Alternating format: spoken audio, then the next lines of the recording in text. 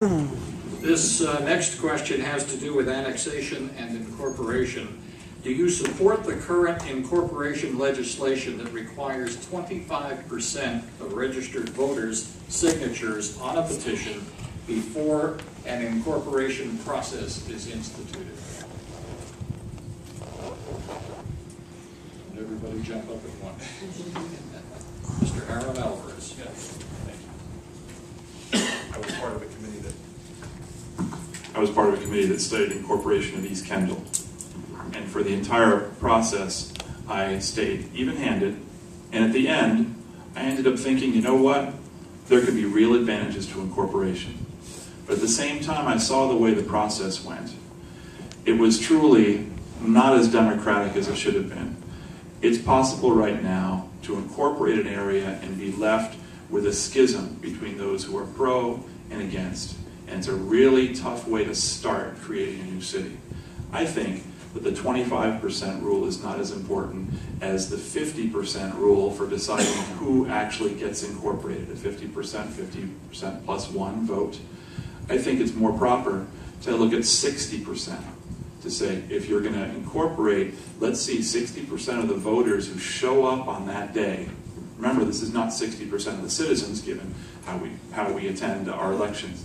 60% of those folks who show up vote in favor. I think that if I started a community that way, it'd be a lot easier to get everyone buying in. I sat on a municipal advisory committee in Lennon, and we took the leap, and it's turned out to be a very wonderful thing. Some of the criticism was that we were balkanizing Miami-Dade County. I think through the incorporation of these separate areas, Pinecrest, Palmetto Bay, Cutler Bay, we found strength in numbers to work together on more projects and energize things. We're working together on projects along with Commissioner Switch's office, like the FP&L power lines, that I think if we were just largely unincorporated, would be going nowhere in the fight because the county commission won't take up the fight for the unincorporated area. It's the municipalities that's leading the fight. I'm a big believer in a democratic process, and I believe that areas should be, I don't think it should be forced on them, and I don't think it should be unfairly kept from them. I think there needs to be a very fair process, but that process needs to be fair. It shouldn't shove it down anybody's throat, and it shouldn't prevent any area with the drive for it to do it. I'd like to take a look at it and let's see what the rules are, but I haven't heard a lot right now on the incorporation during the campaign. So, time's up.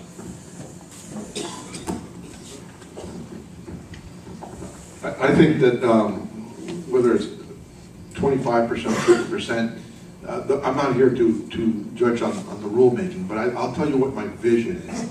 My vision of Miami-Dade County is not for it to be in the municipal business. I think that all unincorporated area, that I commend the mayor for his job in Palmetto Bay, should be incorporated.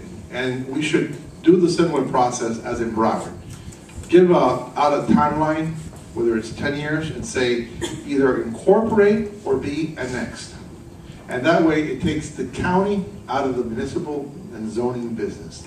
And we look at the regional government that it should be, look at those regional services as public safety, transportation, the airport, seaport, healthcare, and so forth.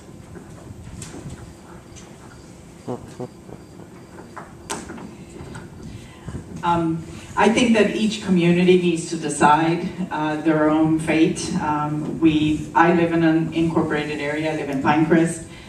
I lived in an unincorporated area for many, many years, which was Saga Bay, which is now incorporated, but I lived in it while it was unincorporated and moved out of it right when the vote was going on. So I can tell you that I've experienced both. I think that every community has a right to vote on their own decision, and I think that the process should be democratic, and that's my position on it. Okay, thank you very much. Still no comment, Mr. Corey? The comments are that the annexation and incorporation or redistricting are carefully reviewed on his website. Okay. We're welcome with that to be more fair to him. Very good. What is your position on the growing movement in our nation by local communities and states to involve local police more and more in policing and enforcing the federal immigration laws?